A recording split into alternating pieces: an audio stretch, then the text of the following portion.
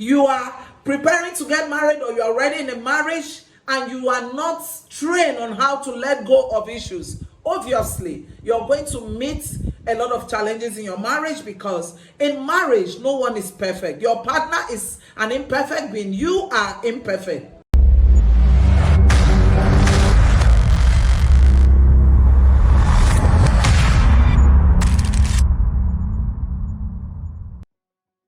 Hello, my heartbugs. You're welcome to today's episode of Touch Relationship Matters, where we discuss rock bottom issues as it affects us as individuals on this space. Today, we shall be talking about reasons why even most Christian marriages fail. You know, when you talk about relationship and what causes problems in relationship, in most cases, we talk about finances, we talk about people not being able to communicate adequately, but there are very many other issues that can actually destroy a good relationship that we have overlooked over time. So today we are going to break them down. Most people don't even know that money is not the only problem that comes in marriage. Communication is not it too. Sometimes these issues we are going to talk about are things that happens daily in our relationship without people knowing how to handle them. In Hosea chapter 4 verse 6, the Bible tells us that my people are destroyed because of lack of knowledge. The knowledge of these things that we don't know is why marriages have been destroyed, even in our Christian homes. One of it is lack of investment. Oh, I know when I talk about lack of investment, somebody's thinking of money. That's not what I mean. We lack investment when we don't give adequate time to our spouse. Investment has to do with your time, your energy, your emotions, being able to express it to satisfy the other. We lack investment when we are selfish, we are self-centered, we want things to be done our own way. We don't like to invest in the life of our partners. Investment is important in relationship, because if you cannot invest your time to discover how to get better in your relationship, obviously you will crash it. Let's look at it from this point of view again. A relationship that is not going well needs more investment. Somebody will also ask, why are you talking about investment in relationship? Yes, you invest your time to seek help. That's why people go for counseling. You invest your time to make sure you build up proper communication. We learn everything. You see, like medical doctors, when you go to medical school, after the 7 or 8 years in university, they put you through a process of going to medical school where you will be taught everything that needs to be done as a medical student. Why do we now feel that in going into marriage, we don't need any form of learning or training? Training is very essential. That's why we have marriage seminars, we have counselors, relationship experts. All these things, you need to invest your time if you want to have a successful marriage by going to seek counsel and also seeking help to get better or to know better before you get into the marriage. Another thing you need to consider that has caused people to fail in marriage, even as children of God or as Christians, as the case may be, is unforgiveness. You are preparing to get married, or you're already in a marriage and you are not trained on how to let go of issues. Obviously, you're going to meet a lot of challenges in your marriage, because in marriage, no one is perfect. Your partner is an imperfect being. You are imperfect. Our inability to forgive our partners and forget totally of whatever situation has happened has been one thing that has constantly come up in relationships and eventually destroy some very sweet marriages. True forgiveness is where we are able to forgive our partner without even thinking about what they have done again. Will it not come up in our church? Why not? The ability to truly forgive your partner and think about what they have done without being hurt, that is what is called forgiveness. Some of us say we have forgiven our partners with our lips, but we end up going back, getting angry each time the thought comes into our mind. Forgive and forget your partner's transgression or whatever they may have done that has caused you pain, for you to be able to rebuild your relationship and enjoy harmony as it's supposed to be. Please, wisdom, the Bible says, is profitable to direct.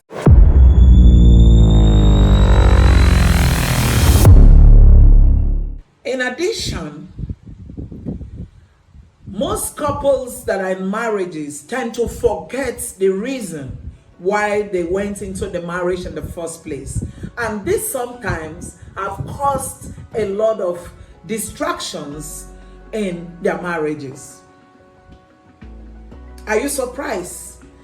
Somebody might like to say, how can somebody be in marriage and forget that the marriage? The ability to constantly remind yourself that this is what you signed in for is what gives you the zeal to keep being excited, keep trying, keep being committed in the growth of your relationship. Sometimes people forget why they're in it. That's why they talk to their partners as if they're not a team. They tend to forget the real reason. Remember, the real reason why people get into marriage is not just for procreation. It's actually for companionship, for friendship, intimacy, oneness. But when you forget all this, you begin to see your partner as somebody totally different from you. The Bible said it for those of you that are Christians, that two shall become one. That means you're one in everything. So understanding the reason you are in the marriage gives you the ability to be totally committed to the marriage. Don't forget this, because your commitment to the marriage shows how interested you are in the growth of the marriage. These are some of the things that people have forgotten, and eventually the marriage ends. According to Proverbs chapter 19 verse 14, that's for those of you that are Christians. You can go and study your Bible. It's important for you to know that these things are documented for us to learn. Proverbs 19:14 says, house and wealth are inherited by God, but a good wife or a good husband is given to us by God. So you can imagine, reminding yourself that your husband is a good thing, your wife is a good thing, keeps you excited in the marriage and also gives you joy to make sure you see the progress of that marriage. Another thing that has constantly caused issues in marriages is taking your partner for granted. It shock you? Some people take their partners for granted. For instance, you have a partner that is committed to what you are called to do. You have a partner that is willing to assist you. Like for the men, normally as Africans, they will tell you a man is not supposed to enter the kitchen. A man is not supposed to clean. But when you have a partner that gives you aid in all these little things that are automatically supposed to be crowned as the job of a woman, and you begin to take that person for granted, you have entered. The truth of the matter is that sometimes we do these things without even knowing.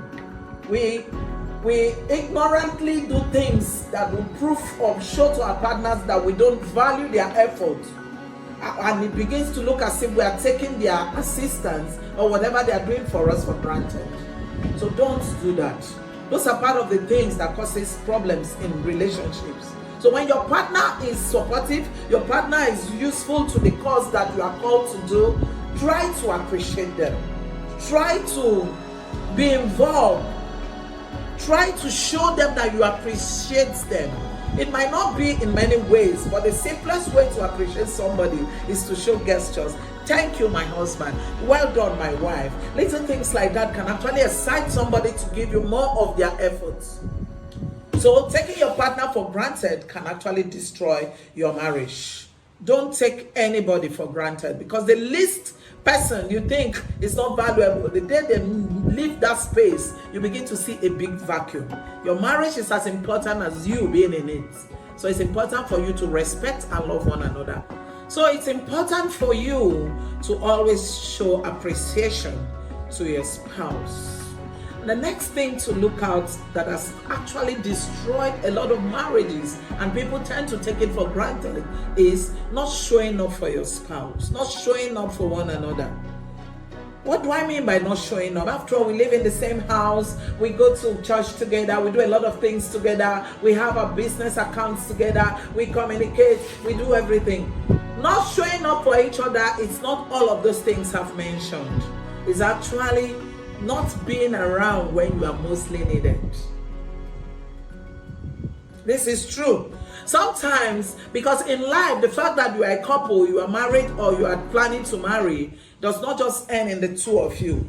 Things will come up.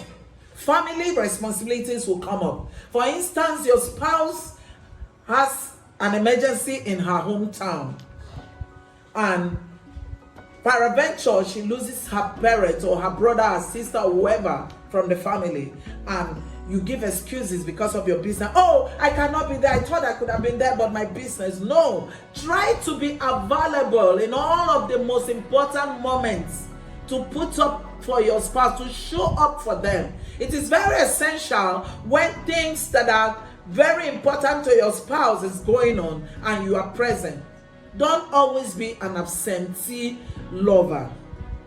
Always show up for one another. Stand as a pillar to assist yourself no matter what it takes. No matter the sacrifices, make sure you show up for your partner, because that can actually cause issues in your marriage. Showing up for your spouse is very essential in your relationship or marriage, because the Bible says that we have to bear one another's burden. Showing up for them shows that they have a shoulder to lean on, that they are not alone in whatever burden that is on them. Rejoice with one another. That means in the time of celebration, moments of celebration, you are expected to be there. And also say, mourn with one another. In the time of mourning, let our spouses be found around us. This will avoid the vacuum that normally comes in most marriages, and then allows the devil to come in and scatter. So being a Christian does not guarantee your marriage until a lot of all these things are put in place. We need to also know that there are a lot of other issues that can cause problems in relationship, like unspoken expectations. What are unspoken expectations, if I may ask? They are expectations that we reason through them in our heart without telling our partners. I had a story of a certain guy that was on a trip with his wife. This is really funny. He said he got to a point where he was feeling thirsty and needed to have a drink. He parked his car. He was the one on the wheels. So he parked his car and unconsciously went out of the car and told the wife, I want to get something. When he went into the store, he got a bottle of Coca-Cola for himself. Came back into the car because he was thirsty. And the wife said, you got just one? He said, but I told you I was going to buy something and you didn't tell me you needed anything. You can see the issue there now. He went to get something for himself because he was thirsty. The woman, if she was thirsty at the moment, would have said, oh, I also need something. Maybe get me a bottle of water or a bottle of Coke. Her expectations were in her heart. She hoped that the husband or whoever, the boyfriend or whatever it may be, should automatically know what her desire is because he was feeling that way. This is what happens in marriages. Sometimes we don't speak and we just want our partner to know the problem, and this causes a lot of issues. Unspoken expectations are a very big problem that a lot of people have. They expect a lot, but they ignore the ability to tell their partner exactly how they feel. Let your partner know what you want. They are not spirits. Your partner cannot read your minds. Your partner cannot tell what you want per time if you don't let them know. So not only do we ignore opportunities to say these things, sometimes we just assume and we start expecting our needs to be met when we have not been able to explain it to our partners. Another thing that can actually cause a marriage or relationship to fail is lack of flexibility.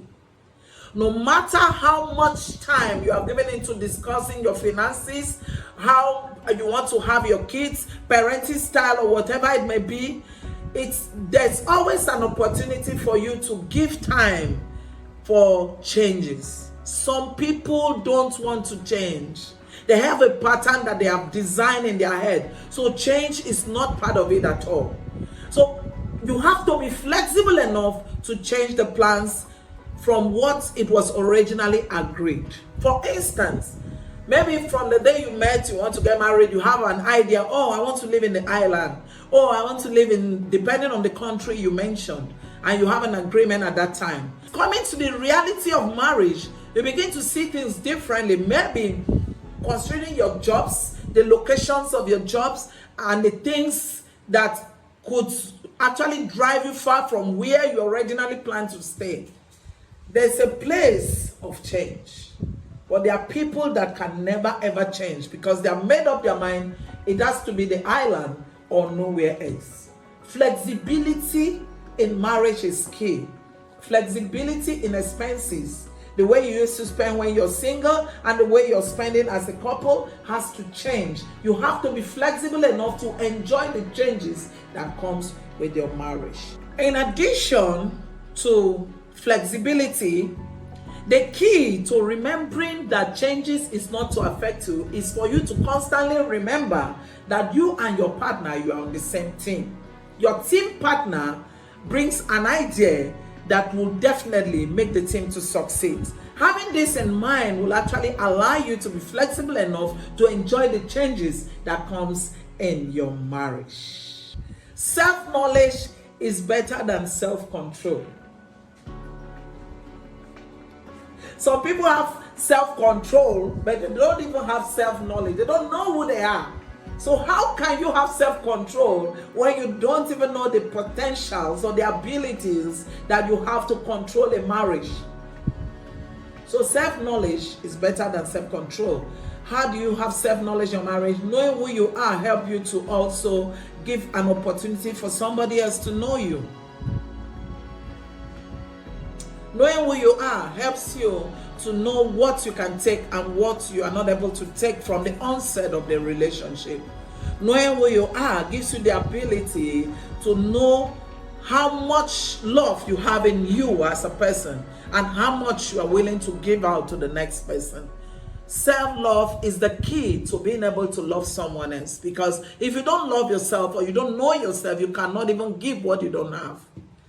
So it is important for us to know ourselves as individuals before we start seeking to get into marriage, because marriage makes it complex. If you don't know yourself, then you go and start studying someone else, when in the true sense of affairs, you should first of all know who you are as a person. Know your likes, your dislikes, the things that excite you, the things that makes you laugh, the things that will actually get you triggered, the things that you can handle, the things you cannot take. This gives you the ability to know the kind of people to allow into your space, the people, the kind of energy you allow into your own energy. So it's important for us to know ourselves. Marriage in itself, as I've always said, is a good thing, but inability to discover yourself, know who you are, what you can take, will kill a good marriage. No man out there will want to be in love or be able to help somebody that cannot help themselves. And being able to know yourself, or the ability to know yourself, is the only way you can help yourself. To be confident, to be resilient, to be awakened in the things that happens in your relationship, to be committed to the cause of the affairs of the relationship, you need to know yourself. If you don't know yourself, you'll be cranky, you'll be angry, you'll be anxious, you'll be seeking validation from people, you'll be seeking people to help you to get better, you'll be looking for other people's strengths to strengthen you. Knowledge of who you are gives you the opportunity to carry yourself with grace, and that makes you attractive in the marriage as a man or a woman. Everybody wants somebody that is confident. You cannot be confident when you don't know yourself.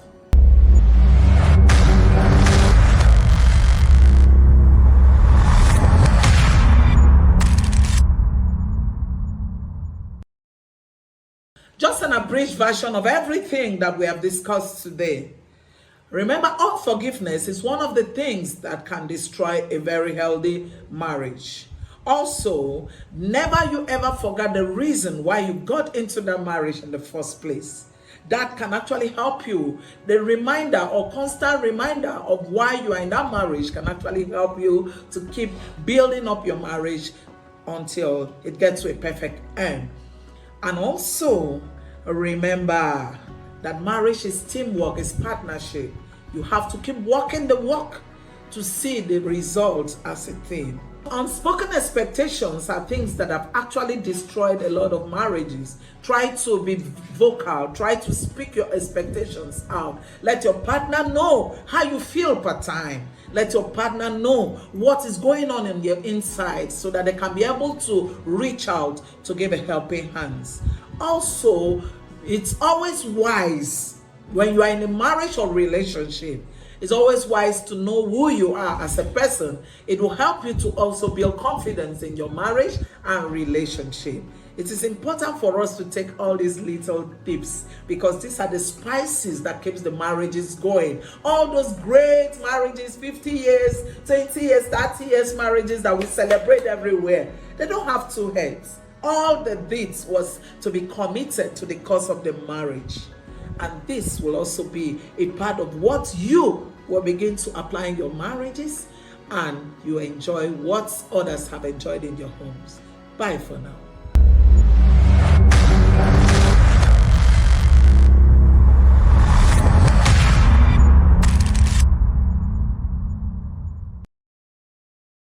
Here's a special invitation to my own corner. I'm inviting every one of you to please go through our videos. Just check through our videos on this page and like, comment, drop a request. If you want a one-on-one counseling, you can actually talk to me on any issue based on relationship. Please make sure you also share our videos. That will make us popular and you'll help us to also reach a vast audience. Thank you as you do so.